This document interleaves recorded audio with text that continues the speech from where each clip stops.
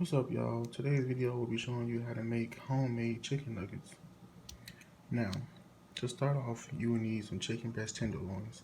I was scared to get this at first because chicken breast usually is dry, but then I realized food be dry if you overcook it. So whoever I be eating stuff from before was just doing it wrong. That's why I never liked chicken breast, but I made these before, and they're actually good. I got this from Aldi's. That's how much it was for almost 2.5 pounds. And they're long, so these are frozen, so they about this long. So what you would need to do is cut them before you cook them, unless you want big tenders. So I already did that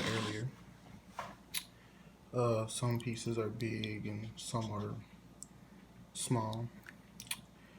You can marinate your chicken if you want to. I only got this in this bowl because I was doing other stuff and then had time to cook right then and there. So I let it soak in water and then I seasoned. Well, I seasoned the chicken first. Then I put it in the water. I used this seasoning salt. I got this from Aldi, by the way. Also, my mom also got this from Aldi. And I threw a little garlic powder in them. I'll show you how to bread it. Best thing to do is either get a bowl and put flour in it, or get one of these Ziploc bags. They got these now at Dollar Tree.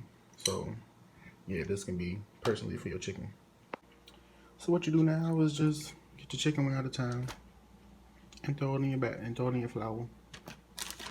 You know, shit, you can put all of them in there if you want to.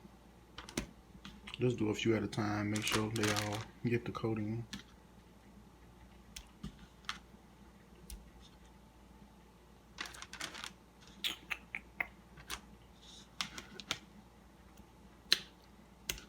I think that's enough. Since this is a Ziploc bag, you can seal it and just do that. Just make sure the chicken get coated with the flour. Okay, I'll put the breading on the chicken, the flour. Now, though I had it marinating in seasoning salt water, I also put seasoning in the flour. You can never be too sure because you never know. Flour is really bland, and I didn't put too much of this in there because I didn't want it to overpower it. But just in case you want your stuff with a little bit more flavor, shake some on the breading. Just because, like I said, I don't trust flour like that. You know, flour cool and all, but I don't like my shit to be bland. So now when you fry it, not only will the marinade be already in the chicken, but it'll be outside the chicken too. So what I'll do now, I can't do it while I'm holding the camera, is I'll just like mix it, like, because I know some of the seasoning salt fell in between the tenders, so just make sure you just get it and they're good. So make sure your tenders are nice. And if you're using grease, make sure you don't cook them too long. Because when I did this the first time, I was just trying to make sure they were done, but it dried them out. When I left them in there for a decent amount of time, they were nice and juicy. So I dumped the chicken into because we have a deep fryer, fortunately. I ain't want all like this extra flour to get into the grease. So drop them in there and you just wait.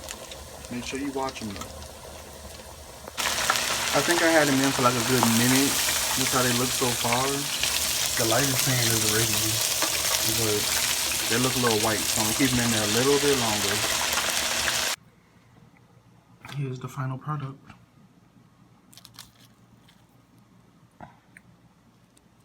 Remember, when you cooking, season to your own perfection.